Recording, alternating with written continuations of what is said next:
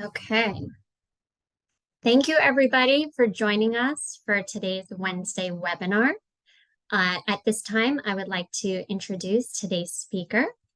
Russell J. Gullo, CCIM, is founder and CEO at RJ Gullo Companies. Mr. Gullo has worked in the real estate investment industry for over 40 years and has structured thousands of transactions. He is acknowledged throughout the United States as an expert on 1031 exchanges and is experienced in real estate investment analysis, valuation, acquisitions, dispositions, co-ownership investments, and asset management. Mr. Gullo is an instructor for the New York State Commercial Association of Realtors on 1031 exchanges and a former adjunct professor at Canisius College, where he taught real estate investment, real estate taxation, and 1031 exchanges.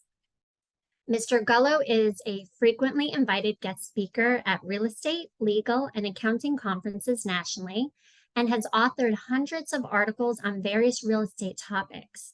He is the former host of the Real Estate Wealth Building Strategies radio program. Mr. Gullo holds a BS in Finance from Canisius College, is a certified commercial investment member, and a licensed real estate broker in New York. He is a member of the CCIM Institute and the National Association of Realtors. Mr. Gullo was listed in Who's Who in Creative Real Estate, received the Most Informative People in Creative Real Estate Award, and was the first inductee into the Exchangers Hall of Fame. Wow, that's impressive. And with that, I will kick it off and welcome Russell, and thank you for joining us. Amy, thank you for that intro, and it's a pleasure for being with you today. I would like to talk about the best kept secret in real estate, and that secret actually has been available since the early 1900s when the first exchange laws were enacted. Since that time, knowledgeable real estate professionals like yourself, attorneys and CPAs, have been using this procedure to increase their clients' future wealth. Today, you have that same opportunity. And in the short time that I have together with everybody today, I'm going to explain how you too can take advantage of this best kept secret. Everyone should have a PowerPoint in front of them, which is our workbook. And I would recommend that you make a copy of this and use it as a reference tool when we're done here today. And if at any time you have any questions throughout the presentation, actually stop us and we'll address those questions so we can build a foundation as we move forward. And in addition, when we're done with this presentation today, should you have any questions or any clients that have an interest in paying no tax using a 1031 exchange, feel free, guys. You can just go to my website, which is rjgullo.com, spelled Gullo. Or you can reach us at 716-675-1500, and more than happy to provide a free consultation at any time. So let's get started. So who can benefit from this presentation? So I'm assuming that the majority of our audience is in the business of selling homes, condos, co-ops. And if that's the case, there still is a place for Section 1031. It's a great tool to put into your toolbox and be able to pull it out when needed, especially with these economic times today, with these high interest rates.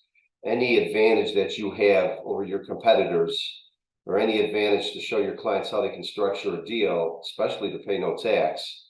And the one thing that I have not mentioned is the beauty of a 1031 exchange. It gives you an opportunity not only to show your clients how to pay no tax, but also how you can earn a commission both on the sale, on the relinquished property, as well as on the replacement property.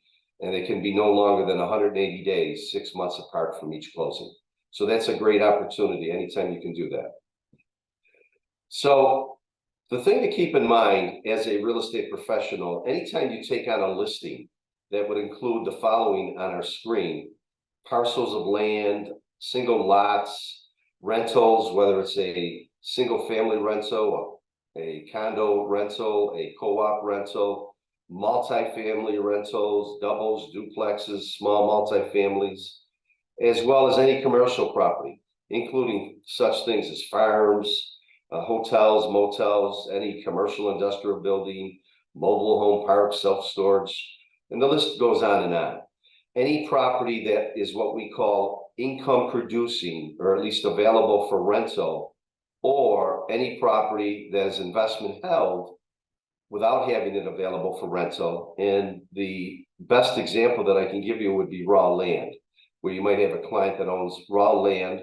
They do not make it available for rental, but they're holding it out as what's called investment held.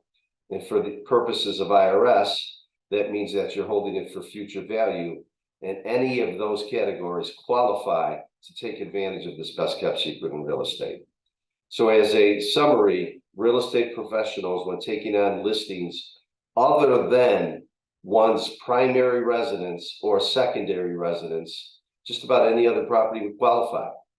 The wake up item here that I want to toss out at you as well is, if you have clients that are flippers, that are buying properties at wholesale prices with the intent of creating value and then flipping the property and holding it short term, flipping properties do not qualify for 1031 exchanges. You must have a minimum of 12 months and a day as a holding period in order to qualify not only for a 1031 exchange, but also for long-term capital gains treatment. So you may have to educate your clients, if any of you have clients that are doing flipping of real estate. Now, they can still do flips, but they may want to set up a separate entity and then have a separate entity in which they own real estate long-term, which would make them eligible to do a 1031. So what is a 1031 exchange? It's an opportunity. It's an opportunity to pay no tax. And not only am I referring to capital gains tax, I'm also referring to the recapture of depreciation, the net investment income tax, depending on how much income you earn. There's an additional tax of 3.8%, as well as New York State, which is one of the highest tax state in the country. So let's chat a minute about recapture of depreciation. Whether or not your clients realize the fact that if they own an income producing property, such as maybe it's a co-op rental, as an example, they have to take depreciation. Okay, so depreciation is a paper loss, it's a bookkeeping entry, and it creates tax sheltering. It's one of the 4 benefits of a real estate investment. So we are able to take a certain percentage of the basis of the property each year through the holding period. The IRS provides those rules. And then at the end of the holding period, when we dispose of the asset, we have to accumulate all of the depreciation that was taken that created a tax shelter on our tax return. And now that's part of our gain. And it's a flat tax. It's a 25% federal rate plus New York State. So at the end of the day, the recapture of depreciation is 34%. At the top rate for New York State. And in addition, you have the capital gains, which can range anywhere from 15 to 20% federally plus New York State, as well as the net investment income tax. So where I'm going with this is, without showing any numbers or doing any math at this time, if your clients own a piece of income producing property, maybe it's a 4-unit dwelling, and they've owned it where they're fully depreciated, at the end of the day, when they go to sell that asset, I can tell you without even doing the math, that about 1/3 of their selling price is taxation. Let me repeat that. 1/3 of their selling price would be taxation. So I'm going to show you that in a case study shortly, because it's a huge number. And anytime you can show your clients how to save all of that tax, and you have the ability to earn 2 commissions on 1 transaction, it doesn't get any better than that, guys. One thing I want to mention before we move on to the next screen, any property qualifies, as I mentioned, other than one's primary or secondary residence. Now, we all know what a primary residence is. You have the ability to own one primary at a time for tax purposes, and you can sell that every 2 years. And this law has changed. They amended what's called Section 121 of the Internal Revenue Code back in 1997 to read as follows. You can sell your primary every 2 years, and each spouse has an exemption of taxation of $250,000. So if you have a married couple, they actually are exempt of $500,000 of gain being your profit when selling your primary residence. And the wake up item here is they do not even have to buy another primary residence. So those funds are tax free and they can do anything they want with those funds. They do not have to reinvest back into another primary if they don't want to. Okay, so those are the rules of a primary residence. It's section 121 of the Internal Revenue Code. And then in addition, a secondary residence does not qualify for 1031 purposes. Now, a secondary residence is something that you use more than 14 days a year for personal use. So some of your clients might own a condo down in Florida in which they use maybe 3-4 months a year personally. And that becomes, for tax purposes, a secondary residence, which we are not able to do a 1031 exchange on the use of that property at that time. But to keep in mind, your clients do have an opportunity to convert a secondary residence into a income producing or investment held asset with the proper seasoning period, which would make that qualify for 1031 purposes. So keep that in mind, okay?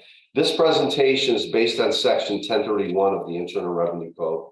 As I mentioned, it's nothing new. It's been part of the Internal Revenue Code since day one, 1913 actually. It's not a loophole, it's legal, it's legitimate. And if you have any advisors that you surround yourself with that are saying there's no way that this is possible, have them go to section 1031 of the Internal Revenue Code, okay? So what are the tax advantages of a 1031 exchange? I want to walk through a case study very quickly here, just to give you an idea of what the tax savings may be. And let's assume that we bought a 12-unit apartment building back in 1983 for $240,000. And we used a down payment of 25%, $60,000, and we leveraged the balance, a 75% loan to value of $180,000. Now those numbers today are still realistic. Just about any lender in the country will lend a 75% loan to value on an income producing asset. So here we are today, it's 2023. And that asset that we paid $240,000 for back in 1983, which today is fully depreciated, we're selling that for $900,000. Is that realistic? Just about any marketplace that we've seen all over the country today. So if we sell that asset for $900,000, I want to show you the difference between a sale versus a 1031 exchange from a tax perspective. Even though we're not trying to make accounts out of everyone, you still need to understand the basics. Okay, so if you go to my analysis, which is a sale versus a 1031 exchange, you'll find that on the column deemed sale means that we acquired that asset for $240,000, as I mentioned, back in 1983, and here we are, we're selling it for $900,000 today. And I mentioned we have a number of different taxes that we can defer using a 1031 exchange: long-term capital gains, recapture of depreciation, net investment income tax, as well as New York State. So at the end of the day, I'm going to walk you right to the bottom here. If we sold this asset for $900,000 and we were mortgage free, I'm not showing any transaction expenses. Just to keep it simple, we would walk away with $600,000 in net proceeds. Okay, so what that means is our tax liability would be approximately $300,000. So we're actually making Uncle Sam a partner to the tune of $300,000 on a $900,000 sale. And that's in a scenario where we're mortgage free. Just think about if your clients took advantage of the low interest rates over the past 5 years and did a refi, and they have a mortgage of maybe $700 against this asset, and they had tax of $300, they would be upside down. Okay, so 1031 is here to the rescue. Now, if you look at the column on the right, everything is the same. The only difference is if you drop to the bottom line item, same selling price of $900,000. There's no mortgage, so we have $900,000 of proceeds. So we have $900,000 to reinvest in other what we call like-kind property within a stated period of time in order to pay no tax.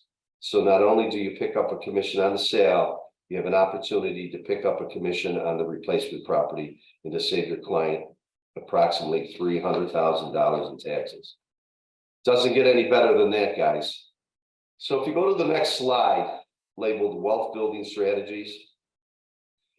When we do a 1031 exchange, whatever the net proceeds are from the sale, what we call the relinquished property, we take that number, we add any existing mortgage debt that's paid off, we add those two numbers together, and that's the minimum value that the replacement property should be if we want to pay no tax. So on a spectrum, if your client, in our example, wants to buy a investment held property or an income producing property, and it can be more than one asset that they acquire anywhere in the United States. On a spectrum, on the low end, they only have to buy something of $900,000 in order to pay no tax at all. If they decide, you know what, I want to take some cash out for whatever reason, you know, I want to buy a vehicle, I want to go to Disney, college education, whatever the case may be, they want to pull out $100,000. That's what's called a partial exchange. So they have the ability to do a partial, and they would only pay tax on that spread, the amount of money that we call cash book. In my example, $100,000. But if you go back to our original example, and if they want to pay no tax at all, they would have to buy something for $900, because our net proceeds would be $900. We were mortgage free. And if they bought something for $900, there would be no tax. But as a good money manager, with the use of leverage and the use of 100% of our equity, meaning in our case, 900,000, just like in acquisition in 1983, we used a 75% loan to value. Our clients today can actually do the same. So they can put 25% down. Formula is really simple, guys. Just take 900,000 divided by 0.25, 25%, which is the equity down payment. And that would give you a portfolio or an asset worth 3.6. So they can actually control $3.6 million worth of real estate.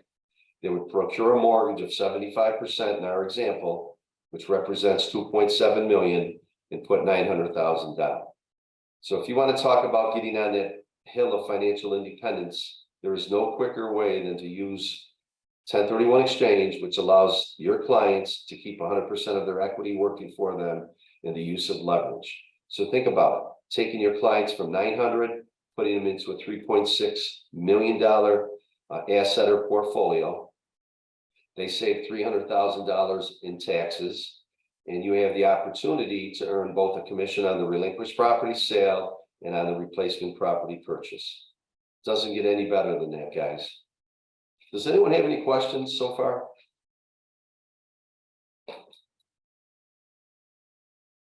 Everybody good?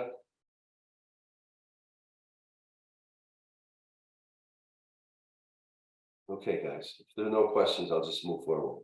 So what are the requirements? How can your clients take advantage of this best kept secret in real estate known as a 1031 exchange? They have to be disposing of either an income producing property or a property that's available for rental, or a property that's what we call investment held. And the difference between the two is income producing. We all know what that means. They're either renting or have available for rental a property, or they own a piece of investment held property, which could be an example of raw land, which they're just holding for future value.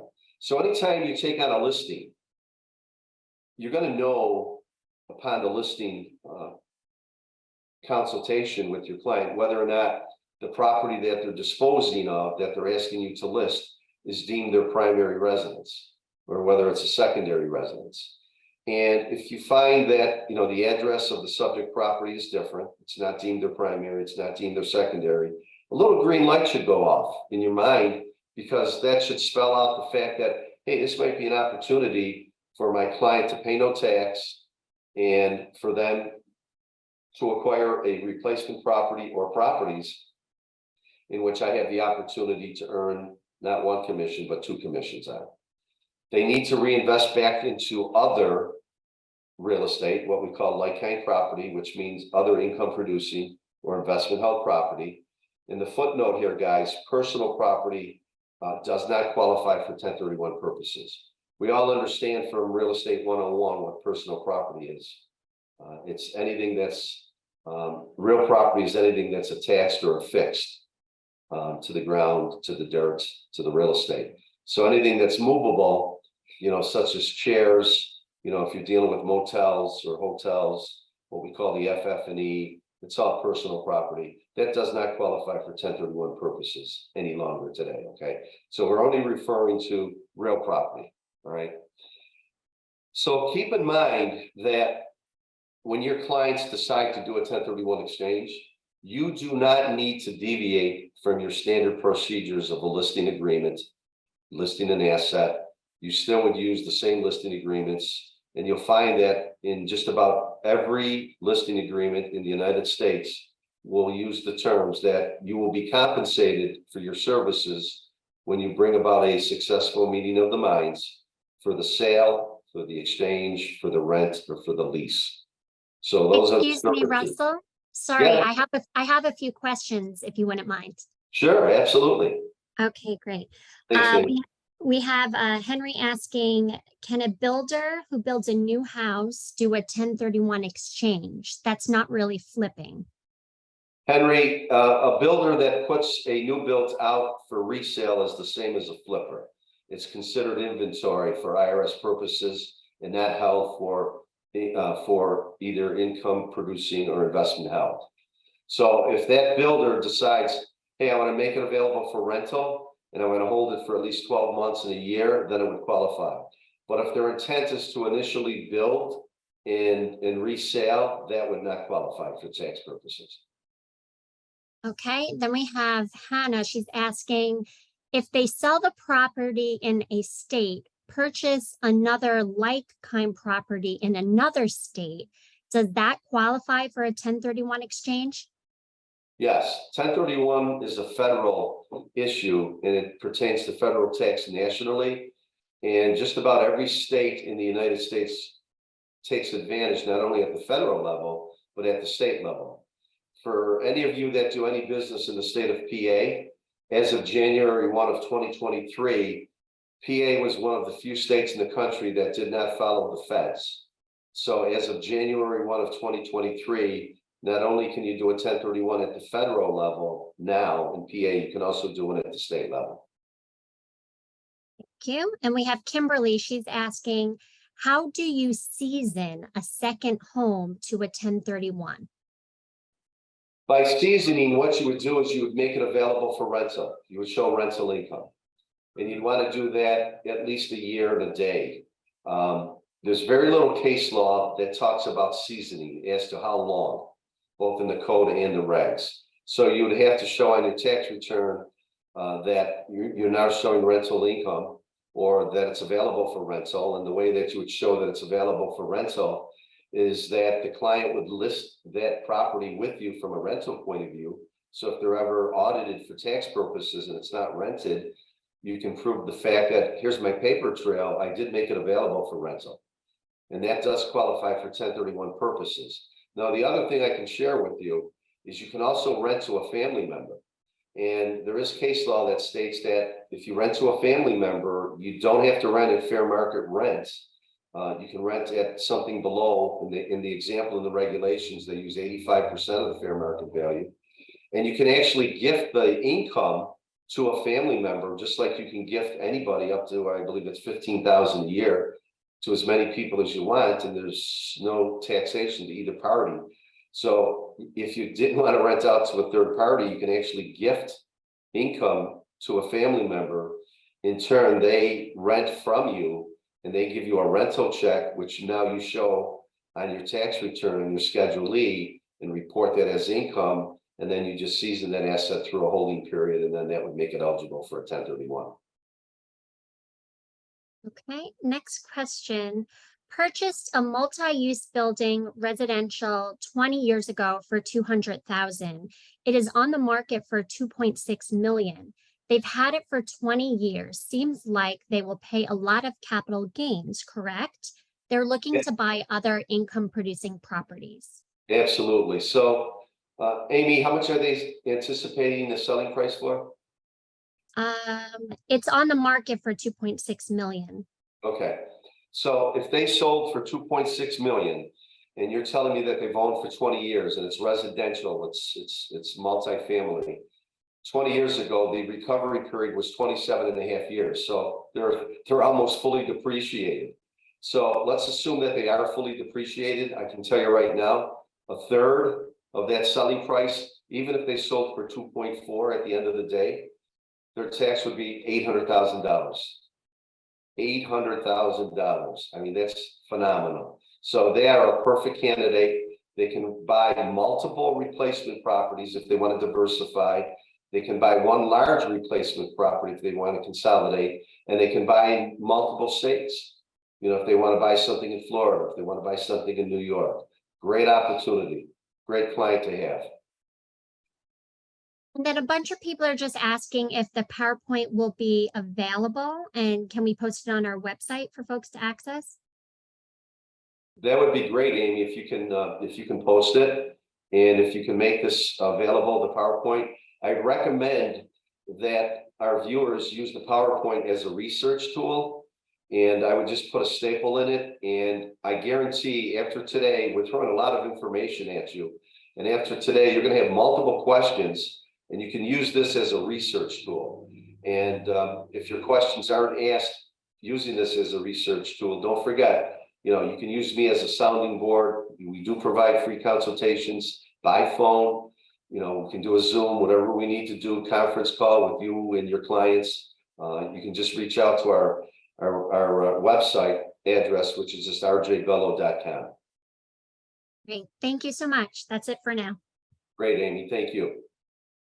So let's go back. I wanted to make a couple comments. We're talking about what type of property qualifies. And we said, in order to take advantage of the 1031, your clients, when taking on a listing, they have to be selling something other than a primary or a secondary residence. Okay, so something that's income producing or investment held. The thing I wanted to make known, though, is you can continue to use your standard listing agreements. You can continue to use your contract of sales that are board approved, and just about in any board approved contract in the United States, they do allow for the assignability of the contract rights. That's a must for 1031. So someone may have a question, well, can I continue to use my standard contracts? Do I have to have special language in that contracts for 1031? You really don't. All you need is the ability to assign the contract rights. That allows what's called the professional qualified intermediary to step into the transaction to convert a sale to a 1031 exchange without having the cooperation of any other party in the transaction. You can continue to hold the earnest money deposits as your down payments as well. So nothing changes, guys. You know, continue to use your listing agreements, continue to use your contract of sales, continue to hold your earnest money deposits. Okay. I'm going to go to slide number 8 right now. So what is meant by like kind? You probably over the years have heard the term of like kind when associated with a 1031 exchange. And most people have heard of it, but they don't understand what it means. So when you're doing a 1031 exchange, if you're selling maybe a duplex, for example, you do not have to buy a duplex. If you're selling a piece of land, you do not have to buy a piece of land. If you're selling a mixed-use building, you do not have to buy a mixed-use building. And you could sell in one part of the country and buy in another part of the country, okay? It's what we call like kind. So like kind means basically refers to the character rather than the character or nature rather than the quality or grade of a property. Well, what does that mean? It means any real estate that your clients are disposing of, any income producing or investment held property that they are disposing, they can buy any income producing or investment held property as we know as like kind. Okay, so they do not have to sell an income producing asset and buy an income producing asset. Okay, they can sell a piece of land which is investment held, and they can buy an income producing, maybe a condo, for example, all right, or maybe a multifamily. Those are all deemed of a like kind. They can buy more than one property if they're selling one property. And as I mentioned, anywhere in the United States. So I want to give you some examples if you turn to the next slide, of like-kind property. So you might have a client that's selling a building lot, they've held as investment held, and they decide, you know what, I'm looking to increase my cash flow because I own this building lot and it's an alligator. You know, I'm paying property taxes on it, I have negative cash flow, I need to supplement my income, I'd like to take that equity that I built. Amy, the one example of the individual that bought the mixed use building for 200 and it's selling for 2.8 million. I mean, just think about it. If they're debt free and even if they use a cap rate and they buy a multifamily at a 6 cap mortgage free, I mean, they're getting 6% on their 2.4 million of equity at that point. I mean, what is that? Over 150,000 annually versus in my example of having a piece of land that they're not earning any cash flow. I mean, that's huge. So Russ, I had another question with that. Somebody asked, what happens with the step-up value once the owner passes away? Do the heirs still need to pay any of the taxes? no, it's one of the best estate planning tools available. So anytime you do a 1031 exchange, you do have the ability to get a stepped up basis. And what that means is upon the demise of the taxpayer who passed, who did a 1031, the estate will put a value on that estate, on that property at that time, and the heirs can turn around and sell that asset the next day, and there's no tax, they're forgiven. If they continue to own that asset, the heirs, for maybe 10 years, and now they saw a substantial increase in value, they would only pay tax on the additional value from the time of the estate to the time of the new sale, maybe 10 years out, but they are eligible to do a 1031 as well at that point. That's a great question. Do you have some other questions? Do you want to take them now or later? I can take them now, absolutely. Okay. How does accelerated depreciation work? Well, any depreciation that you take, and again, you have to understand that we already have access of what's called straight line now today, not anything that's in excess, other than if you do a cost seg study, okay, where you're accelerating depreciation. So what happens is with the use of a 1031 exchange, you're able to defer the taxes on the depreciation. As I mentioned, from the get-go. And how would owner financing affect 1031, if at all? Owner financing is treated as an installment sale. So when somebody sells an asset and they decide, in my example, we're mortgage free, we're selling for $1 million and we're mortgage free, and I'm going to soften the terms because of the market and the interest rates right now. I'm going to attract more buyers by telling a buyer that, hey, give me 25% down and I'll hold a mortgage for the difference. As an example, that 75% seller held mortgage is treated as an installment sale. That is subject to taxation. You are not deferring the tax on the 75%. You're paying both tax on both the interest income as well as the principal over time. And then if you have a balloon payment, you would have this huge payout of liability at that point. But in my example, if you did get 25% down and held a mortgage for the difference, that 25% down would be eligible for 1031 purposes. So you can do both. You can do 1031s and a combination of an installment sale. But again, they would really need to seek out some tax advice. And again, that's the beauty of, we provide free consultations. We can map out in a matter of minutes, showing clients right on the telephone even though we're not accountants, we can give them a ballpark of what their tax liability would be. We also have, how do cost segregation studies work?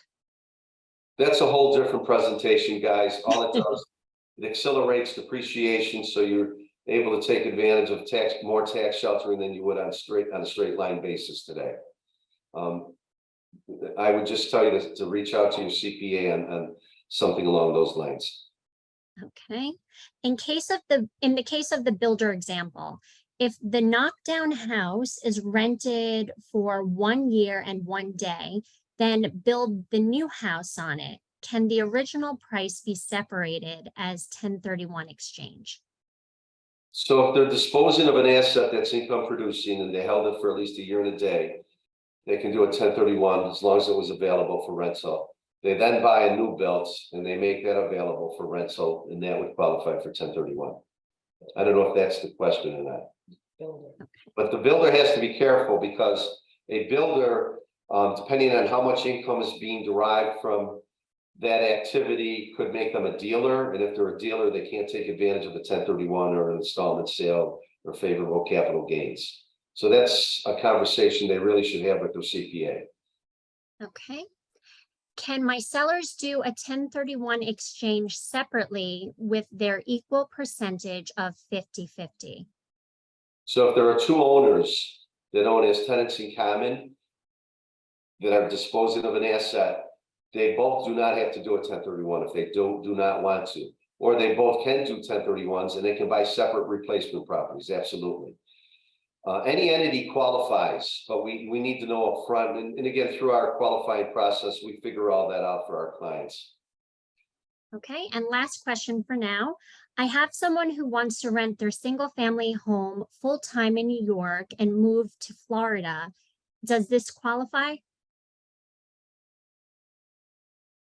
Under section 121, you have to own a primary 2 of the last 5 years.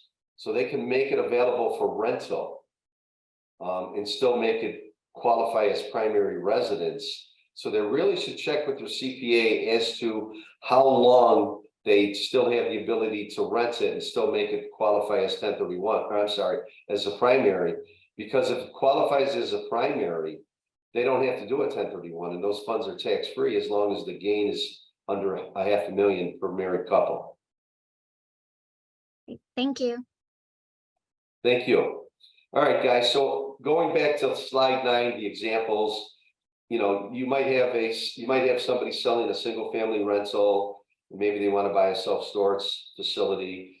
They may have 5 duplexes scattered throughout downstate New York. They want to buy 1 large multifamily. These are all deemed of a like kind. They might have a mixed-use building, in the Bronx, and they decide, hey, I want to buy this condo on the Gulf of Mexico down in Clearwater. Deemed of a like kind, as long as they make it available for rental. Now, for those clients, and you will have these clients from time to time that decide, I do not want to be involved actively in management any longer.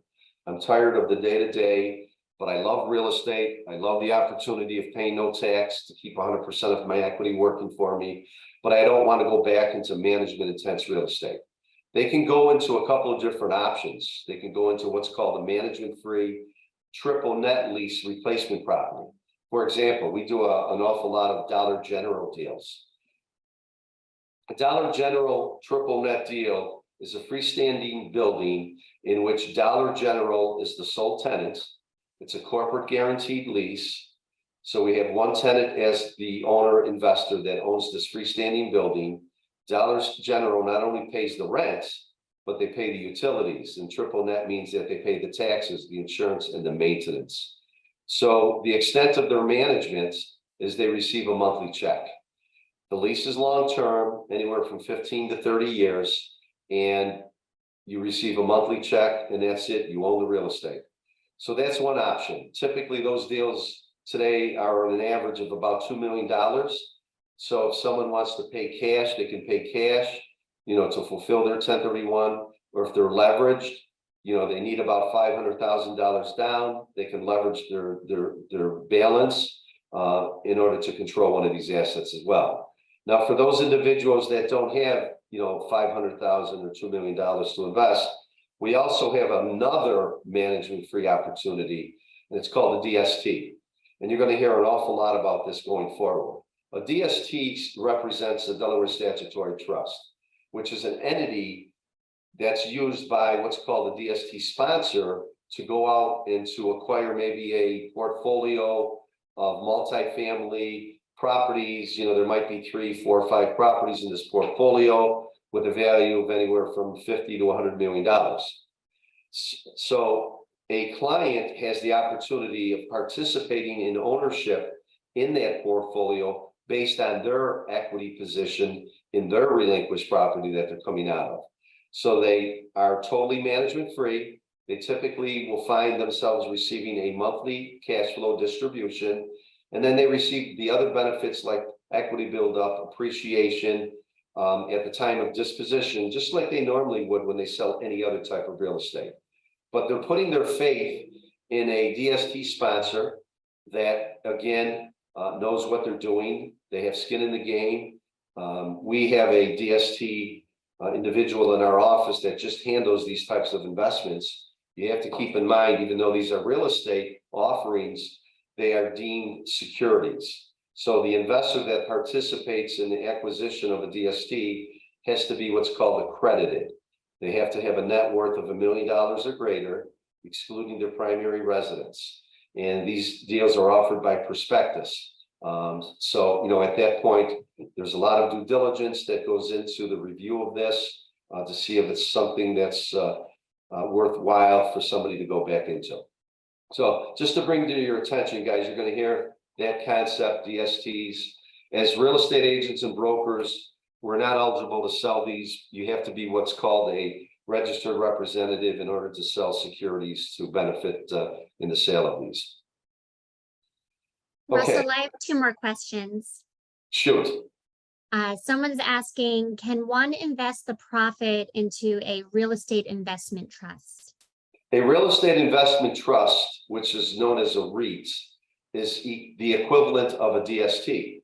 Now, a REIT does not qualify for what we call replacement properties for a 1031 because it's stock in a corporation and that corporation owns real estate. So that corporation would not qualify for 1031 purposes.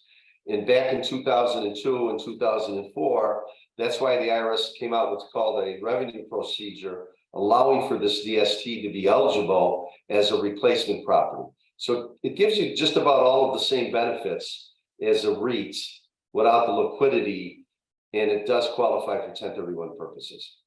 Okay. And back to the question, if the 1031 client dies and the children can sell the next day without having to pay taxes, does the 1031 have to be in a trust for the step up? Not at all. No. Okay, thank you. Okay, guys, I'm on page 10. How does the 1031 work? So if you look at the left column there, it says exchanger, seller of the relinquished property. That's your client when you take on a listing. And as I mentioned, keep in mind that you're going to market this asset the same way you would a sale. You're going to list it the same way. You're going to use the same listing agreement, same contract to sale. You're going to market in the same way. You don't have to market it by saying, hey, this is only a 1031, so you know, we need to have a buyer that's willing to cooperate. We do not need the cooperation of a buyer to do a 1031. The only one that benefits here is the seller, the taxpayer, the exchanger. So once you bring about a meeting of the minds between the exchanger, the seller, and the buyer of the relinquished property, at that time, that's when you bring in this fourth party known as a qualified intermediary. So a qualified intermediary is what's called a safe harbor for IRS purposes. And anytime you do a deferred exchange, it's a requirement that you use the safe harbor known as a qualified intermediary. Now, RJ Gullo Co. Inc., as I mentioned earlier, we've been in this business 40 plus years. We're one of the original independent qualified intermediaries in the country. And we're headquartered in upstate New York. We pride ourselves on the fact that we can turn transactions around anywhere in the United States the same day. And with the use of technology today, the only thing we really need is a copy of the contract to sale. So when your clients decide, hey, yeah, I'd like to take advantage of this best kept secret in real estate, all we need to do is either yourself as the real estate professional or their attorney or their title company, all they need to do is email us a copy of their contract of sale. We will then prepare all of the documents. There's approximately 50 pages. Those all need to be in place before the client can close on the sale. That will put us into the deal as the qualified intermediary. That's an IRS requirement. And the funds, the only thing that changes from a normal sale to a 1031 exchange is the fact that the net proceeds cannot go to the client, cannot go to anyone that has an agency relationship of the client, which means the real estate professional or broker, the attorney, the CPA, the mortgage broker. But you as the real estate professional can still hold the earnest money deposits, okay, to cover your commissions. So the net proceeds, the day of closing, would come directly to us as the qualified intermediary, They go into a restricted escrow account used by your client to acquire replacement properties. Those funds are used as the down payment, if not the total purchase price of the replacement property. And then that starts your clock. Closing day is day one. That will start the clock in which your client has a 45-day ID period to give me back a list of potential addresses in which your client needs to buy one or more of those properties on that list that they identify within 45 days. And they have to close on one or more of those properties within 180 days. And that's where the closing date of the sale and the closing date of the purchase cannot exceed a total of 180 days, okay, from closing to closing. Okay, there's a timeline sheet, guys, what I just explained. I'm just going to skip over that. And then there's also general guidelines, what I just explained as well. I'm going to skip over that. And those are the steps that I just explained on page 13. Okay, so let's talk about this professional qualified intermediary, this fourth party. As I mentioned, it's a requirement anytime you do a deferred exchange to have the use of a professional qualified intermediary. So as a qualified intermediary, you have to have skills, disciplines in many different areas. For that reason, there are very few qualified intermediaries in the country. When I first started in 1980, I think there were 5 of us, 5 independent qualified intermediary companies in the country. And the reason for that is you have to have training and disciplines in many different areas. And that would include the negotiations of deals, contract law, taxation, investment analysis, escrow procedures in real estate. And for that reason, that's why we don't have many qualified intermediary companies. All right. Now you have to understand, most of our business comes to us within 24 to 48 hours prior to closing. So that's when the panic phone call comes to our office. So the client finds out what the damage is. Amy, I know in the one question that we had earlier of a sale of 2.6 that I said, Mike, you know, even if we sold for 2.4, the tax would be 800,000. How would you like to find that out a day before closing? You know, because most clients do not seek out tax advice prior to closing of an asset, okay, which we highly recommend. And that's the reason why we offer free consultations where clients can just go to us, go to our website, www.rjgullo.com. We're more than happy to set up free consultations with you and your clients, because even though we're not giving tax or legal advice, within a matter of minutes, I can tell you right on the phone what your tax consequences would be within reason. All right. And most of our deals happen that way, where 24, 48 hours, 72 hours prior to closing, we're getting the panic phone call from the client, from their CPA, from their attorney. And, you know, how do we handle this? So if we were not able to speak the languages of those individuals and explain to them within about a 5-minute period, you know, we wouldn't be in business today. So that's the reason that we need to have these disciplines, you know, under our belt. Most of our business is referrals. You know, I'm going to say probably 90%. You know, again, we've been doing this for a long time. And the number one thing when client uses the services of a qualified intermediary, you know, they should be concerned about, you know, who's the qualified intermediary? How long have they been in business? Where's our money going? Things of that nature. So again, the thing that I pride myself on, as I mentioned, is we're able to turn deals around the same day anywhere in the United States. And in addition to that, I handle every transaction personally. So I have a team of individuals that will prepare documents, things of that nature that are required, but I'm speaking directly to the client. I'm involved with their transaction from the beginning to the end. All right. So you're not getting someone that's just out of college, you know, that might have an accounting degree that, you know, we kind of forgot more than they'll ever know about this concept. So they're getting us with our 40+ years of experience. Russell, will you take some more questions? Absolutely. Okay. This 1031 exchange can go on forever, theoretically, but if the owner dies, how do you pass the property to the heirs without tax consequences? Well, again, they would get that stepped up basis. The one thing I failed to mention, you can do a 1031 over and over again. This is not a one-time opportunity.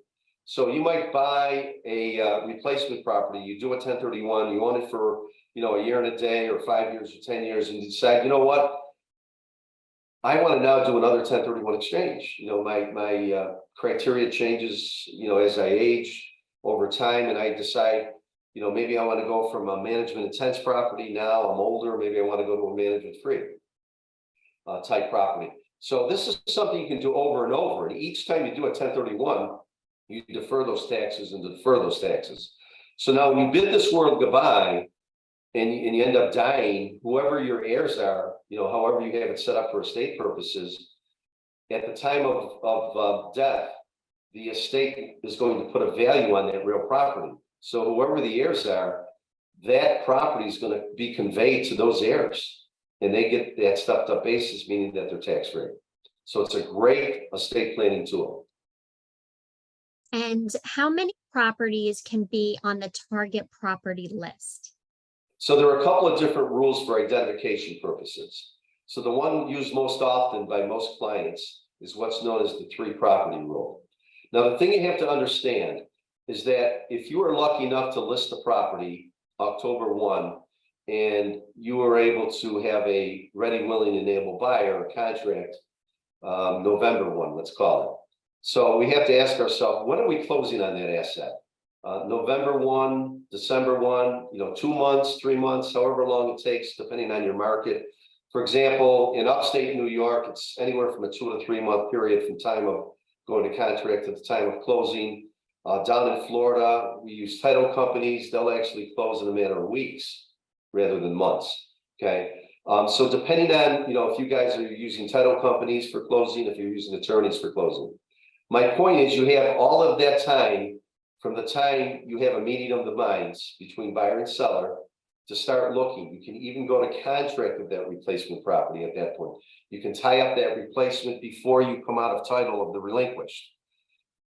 You have all of that time, and then the day of closing starts our clock. That's when our 45-day hits. You have then 45 days. If you want to use the 3 property rule, you would give me 3 properties, just the addresses of those properties, and you need to buy something that could be of any value. You need to buy 1 or more of those properties and close within 6 months. Now, if you decide, well, 3 properties is not enough, you can use what's called the 200% rule. So as an example, let's assume the relinquished property is $1 million. You would take that selling price of $1 million, multiply it times 2, 200%. That means you can identify as many properties, meaning more than 3, using the 200% rule, but they cannot in total exceed $2 million in my example.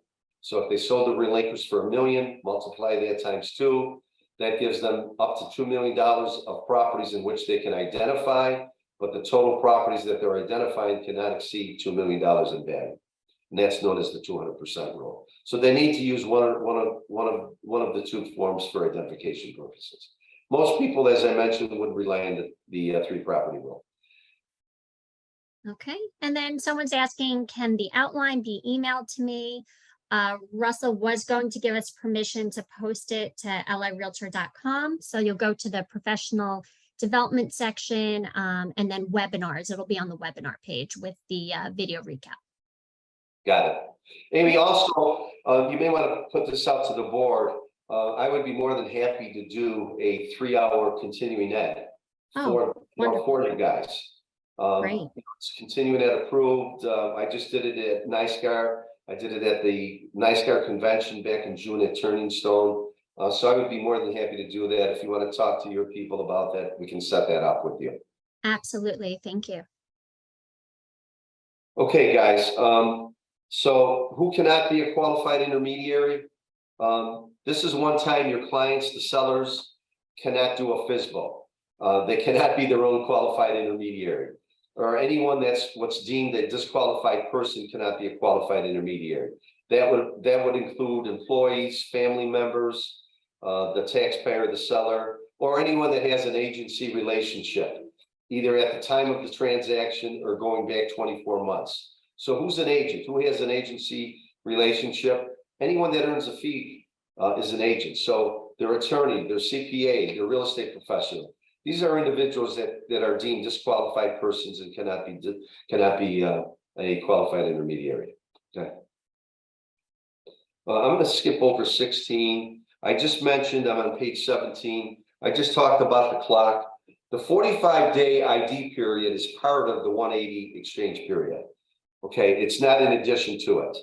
The one thing to keep in mind, somebody might be questioning, well, what if I close in November?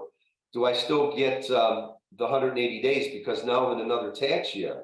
And the answer is yes. Your client might have to file an extension for their taxes if they haven't bought the replacement, before they file their tax return, but they would still get that full 180-day window. Okay. I'm going to skip over to page 18, and number 1 is what's called a deferred exchange. That's what I just talked about, guys, for the past hour, is a deferred exchange, meaning the sale occurs and then the purchase occurs up until 180 days later, known as a deferred exchange under the regulations, also called a delayed exchange. I'm going to throw some advanced stuff at you right now. What's known as an improvement exchange and a reverse exchange. Now, an improvement exchange is when you have a client that decides that they want to buy a replacement property that's a value add deal, that they can buy at a wholesale price. They can add value by using a part of the funds from the 1031 that we are holding as the qualified escrow and qualified intermediary to acquire that property that needs to be improved, but also to use the balance to make improvements. All right, so not only can you buy real estate, you can also add improvements if structured properly. And that's known as either a build-to-suit or an improvement exchange. We can do it with raw land and add brand new improvements, or we can use an existing building and add improvements. Now, keep in mind, we have the same time frame. We have to identify within 45 days. We have 180 days, not only to acquire the replacement, but to add the improvements. But the wake-up item here is not only do you need a qualified intermediary, you also need what's known as an exchange of combination title holder, also called an EAT. And we can wear that hat, both qualified intermediary and the EAT, anytime we do an improvement or a reverse exchange. And what that means is that there's an additional fee. We have to go to title for that replacement property while our client is spending the rest of those funds improving that asset. And then once that asset's improved and the money is spent within that 180-day window, we then convey title to the client, and that concludes the 1031 exchange. Now, in addition to that, depending on the market conditions, and I know we do an awful lot of this down in Florida because the market's so hot, you can actually buy the replacement property first. So the timeline is reversed. So using the qualified intermediary in the exchange of combination title holder, we would acquire the replacement property first as the EAT, which means your client has to be able to fund us the acquisition. We would go to title to the replacement. They would then still have the same rules to identify the relinquished property rather than the replacement in 180 days to sell the relinquished property. And then basically, we then give them back the replacement property and the proceeds from the sale. We kind of reimburse them because they advanced us the money to buy the replacement, known as a reverse exchange, guys. So depending on the circumstances in the market, you can take advantage of that as well. The one thing I know you have an asset, and typically this is always asked in a presentation, is, hey, what's your fee? What do you guys charge in order to do this? We have a minimum fee of $2,000 to act as the qualified intermediary. And that fee includes us acting as the qualified intermediary, the qualified escrow agent, preparing all the exchange documents that are about 50 pages. And also we provide an advisory service. And unlike title companies that will not answer your questions when doing a 1031, they will direct you to go to your CPA and attorney, have questions asked and answered. We provide an advisory service. So we do not put you, your client, CPA, or attorney on the clock. That's part of our flat fee of a minimum of $2,000. And again, we just see that title companies do not provide that service. And again, keeping in mind that I handle every transaction, so I'm involved with my 40 years of experience providing, our 1031 services all over the United States. We included on page 19 a flow chart explaining basically what happens. You list the property, and then your clients have to make a decision. Do they buy an active management property? Do they buy a management free type property. Okay, so they do have that flexibility, that option. They can buy anywhere in the United States. They can buy multiple properties. They can consolidate. They can diversify. So they can go in many different directions here, guys. So in summary, what I'd like to just mention is that a professional qualified intermediary is required anytime you do a deferred exchange. We work together at the RJ Gullo Companies with you as the real estate professionals. We don't steal your clients. We're professional qualified intermediaries, again, providing over 40 years of personal experience. And we work together with you. We do provide free consultations by phone or Zoom. And we're just a phone call away, or you can just go to our website, guys, which is just rjgullo.com. At this time, I'd be more than happy to answer any other questions that you may have. I see we had one other question. So the improvements have to be completed within the 180-day window? They do not have to be completed, Amy, but the money has to be spent that we are holding as the qualified intermediary. So at the end of the 180th day, they would basically just take all the invoices of materials, and not only materials, but labor, and they would take the purchase price, the purchase agreement, they would total that, and that would be the value, the cost that they get credit for IRS purposes at that point. So, you know, it might be a $10 million deal, but they only have to be at $1 million within a 180-day window. Okay, looks like that is it. Guys, I'd like to. Sorry, someone else, a few other people are asking about okay, great. The presentation, the PDF. So again, go to lirealtor.com, go to professional development, and then webinars. We're going to post it to the webinar site, also with the recording of this webinar for those who've missed it, and also for those who just want to hear it again, because it's so much great information. Great. Amy, I want to thank you for giving me this opportunity. Hopefully we answered all of your questions. And again, guys, should you have questions or clients, use us as a sounding board, rjgullo.com. And Amy, I'd be more than happy to provide a free continuing ed 3-hour program for you guys on this subject going forward. Great. Thank you so much. We appreciate you joining us today. And for everybody that listened in, thank you so much. Thank you, guys. Have a great day, everyone.